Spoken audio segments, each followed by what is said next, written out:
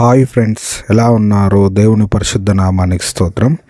ఈరోజు మన వీడియోలో చూసేటప్పుడు ఈ వీడియో చేయడానికి ముఖ్య గల కారణం ఏమంటే, స్టింగ్ వినోద్ ఏం చేస్తుందంటే అనేకమైన యూట్యూబ్ ఛానల్లో పోయి లేనిపోని అబద్ధాలు చెప్తూ కాలం గడుపుతూ ఉన్నాడు.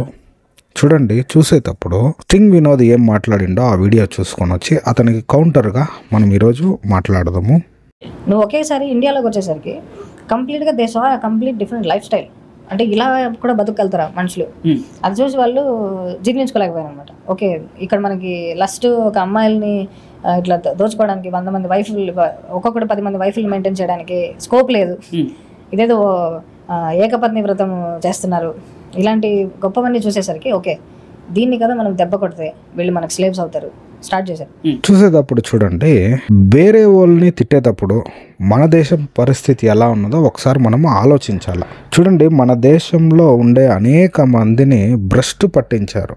మన దేశంలో స్త్రీలకు గౌరవం లేదు, వాళ్ళను చాలా హీనంగా చూసిండ్రు. కుల వివక్ష పెట్టి మన దేశంలో అనేక మందిని అనగద్రొక్కారు, అనేక ఘోరమైన పాపాలు జరిగించారు. అటువంటి మతోన్మాద గుంపు మళ్ళీ ఇప్పుడు సోషల్ మీడియాలోకి వచ్చి మాట్లాడుతూ ఉంది. చూడండి, అతను చెప్పినట్టుగా మన దేశంలో ఏకపత్ని వ్రతము, ఇక్కడ అందరూ 10 మందిని పెళ్లి చేసుకునేవారు కాదు, ఇక్కడ సెక్స్, డ్రింక్, డ్రగ్ అనే లేనే లేదు అనేసి మాట్లాడుతూ ఉండవు. అయితే మన సనాతన ధర్మంలో కానీ చూసినట్లయితే హిందువులు కొలిచేటువంటి శివుడే ఎన్నో దుర్మార్గమైన పనులు చేసిండు. అది ఈ వీడియోలో చూద్దాము.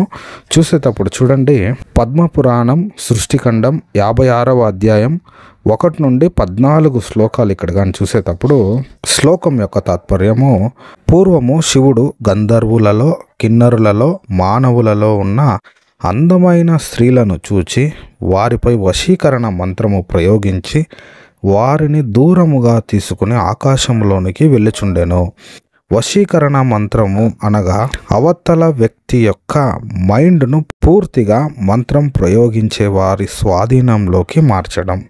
వశీకరణ మంత్రానికి గురైన వారికి ఏమి జరుగుతుందో వారికి తెలియదు. శివుడు అతి రమ్యమైన కుటీరమును నిర్మించి ఆ అందమైన స్త్రీలతో క్రీడించెను. ధ్యానము ద్వారా పార్వతికి ఈ విషయం తెలిసినది. శివుడు అంతర్యమును గ్రహించిన పార్వతికి రోషము వచ్చినది. అప్పుడు ఆమె క్షేమంకరి రూపము ధరించి శంకరుడు ఉన్న ప్రదేశమునకు వచ్చెను. అనేక మంది స్త్రీల మధ్య ప్రకాశించుచున్న శంకరుని చూసెను.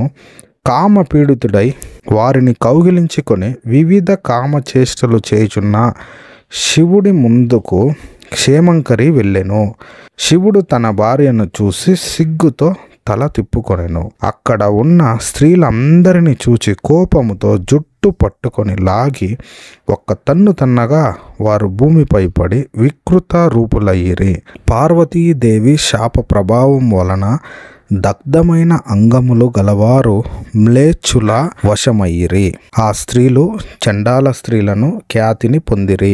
ఈనాటికి కూడా వారు ఆ శాపము అనుభవించుచున్నారు. శివుడి మాయలో ఉన్న ఆ స్త్రీలకు ఏమి జరుగుతుందో తెలియదు. ఇక్కడ తప్పు చేసింది శివుడు కాబట్టి పార్వతి శివుడిని దండించడం న్యాయం. కానీ పార్వతీదేవి అభం శుభం తెలియని ఆ స్త్రీలను శిక్షించింది. అన్యాయం చేసిన వారికి శిక్షించకూడదు, అన్యాయానికి గురి కాబడిన బాధితులను శిక్షించాలి. ఇదే సనాతన ధర్మం. చూడండి, మన దేశంలో ఒకప్పుడు ఇలాంటి పరిస్థితి ఉన్నది. అన్యాయం చేసేవారిని శిక్షించేవాళ్ళు కాదు, అన్యాయానికి గురి అయ్యే వాళ్ళనే శిక్షించేవారు. అమాయకులైన స్త్రీలపై వశీకరణ మంత్రమును ప్రయోగించి మోసంతో శివుడిని అన్యాయంగా స్త్రీలను మానభంగం చేశాడు. కూల్ డ్రింక్లో మత్తుమందులు కలిపి వారిపై స్పృహ లేకుండా చేసి స్త్రీలను మానభంగం చేసిన దుర్మార్గుల గురించి మనము మీడియాలో అప్పుడప్పుడు చూస్తూ ఉంటాం. అటువంటి దుర్మార్గులకు కఠినమైన శిక్షలు పడాలి అని కోరుకుంటూ ఉంటాం. మరి ఇక్కడ అదే విధంగా స్త్రీలపై అత్యాచారాలు చేసిన శివుణ్ణి దేవుడిగా ఎందుకు పూజిస్తున్నారు? మత్తుమందు కలిపి స్పృహ కోల్పోయిన తరువాత ఆ స్త్రీలపై మానభంగం చేసేవారు దుర్మార్గులు, దుష్టులు అయినప్పుడు అదే పని చేసిన శివుడు దేవుడు ఎలా అయ్యాడు? దేవుడు అనబడేవాడు ఇలాంటి నీచమైన పాప పనులు చేస్తాడా? శివుడు తన భార్యను చూసి సిగ్గుతో తల పక్కకు తిప్పుకున్నాడంటే శివుడు తప్పు చేసినట్లే కదా. తప్పులు చేసేవాడు దేవుడు ఎలా అవుతాడు? విజ్ఞత కలిగిన హైందవ సహోదరులారా, ఒకసారి ఆలోచించండి. ఈ వీడియో చూస్తున్న ప్రియ వీక్షకులారా, హైందవ సహోదరులారా, మీరందరూ సత్యాన్ని తెలుసుకోవాలని, ఈ మతోన్మాదులు చెప్పే మాయలో మీరు పడిపోకూడదని మేము ఇటువంటి వీడియోలు చేస్తున్నాము. ఈ వీడియో గురించి మీ అభిప్రాయాన్ని మాకు తెలపాలంటే కమెంట్ ద్వారా తెలపండి. ఇటువంటి మరెన్నో వీడియోలు చూడాలంటే మా ఛానల్ని సబ్స్క్రైబ్ చేసుకోండి. వీడియో ముగించక ముందుగా సనాతన ధర్మంలో దాగి ఉన్న నిగూఢ రహస్యాలు అనే బుక్ మీకు కావాలంటే మీరు స్క్రీన్ పైన కనపడే నంబర్కి కాల్ చేసి మీరు దాన్ని పొందుకోవచ్చు. ఇటువంటి మరెన్నో వీడియోలు చూడాలంటే మా ఛానల్ని ఫాలో చేయండి. దేవుడు మిమ్మల్ని ఎక్కువగా కాపాడునుగాక. ఆమేన్.